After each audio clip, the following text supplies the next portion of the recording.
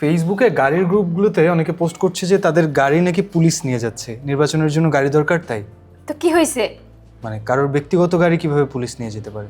আমাদের আইনেই আছে, সেটা নিয়ে যেতে পারে পুলিশ। কোন আইনে? দেখ, বিভিন্ন মেট্রোপলিটন শহরে মেট্রোপলিটন পুলিশের জন্য যে আইন রয়েছে সেই আইনেই পুলিশকে এই ক্ষমতা দেওয়া হয়েছে। আর মেট্রোপলিটন শহর নয় যেগুলো? সেই সব শহরের জন্য স্থাবর সম্পত্তি অধিগ্রহণ এবং হুকুম দখল আইন 2017 রয়েছে এবং সেই অনুযায়ী জেলা প্রশাসক জনস্বার্থে যে কোনো স্থাবর সম্পত্তি সাময়িকভাবে হুকুম দখল করতে পারবেন এবং এর মধ্যে গাড়িও আছে।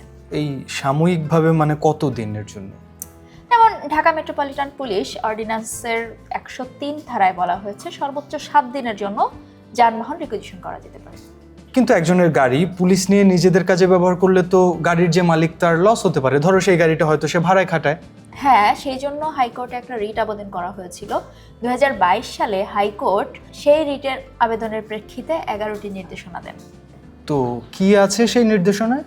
সেখানে আছে গাড়ির রিকুইজিশন অবশ্যই জনস্বার্থে হতে হবে, চালকদের খরচ বহন করতে হবে, গাড়ির পেট্রোল খরচ বহন করতে হবে, চালকদের খাবারের খরচও দিতে হবে। সেই সাথে আগে থেকে নোটিশ না দিয়ে গাড়ি রিকুইজিশন করা যাবে না, আর যে কোনো গাড়ি টানা 7 দিনের বেশি রিকুইজিশনে রাখা যাবে না। প্রাইভেট কার, সিএনজি চালিত অটোরিকশা, ট্যাক্সি এগুলো রিকুইজিশন করা যাবে না। কিন্তু ধরো আমার গাড়ি নিল এবং তারপরে গাড়ির কোনো ক্ষতি হলো, তখন কি হবে? রিকুইজিশন করা গাড়ির যদি কোনো ক্ষতি হয়ে যায় সেই ক্ষতিপূরণও দেওয়া হবে এবং সেটাও 15 দিনের মধ্যে। আচ্ছা, তার মানে রাষ্ট্রীয় কাজে ব্যবহারের জন্য পুলিশ আমার গাড়ি নিতে পারে আইনগতভাবেই এবং তাতে ভয়ের কিছু নাই। একদমই তাই।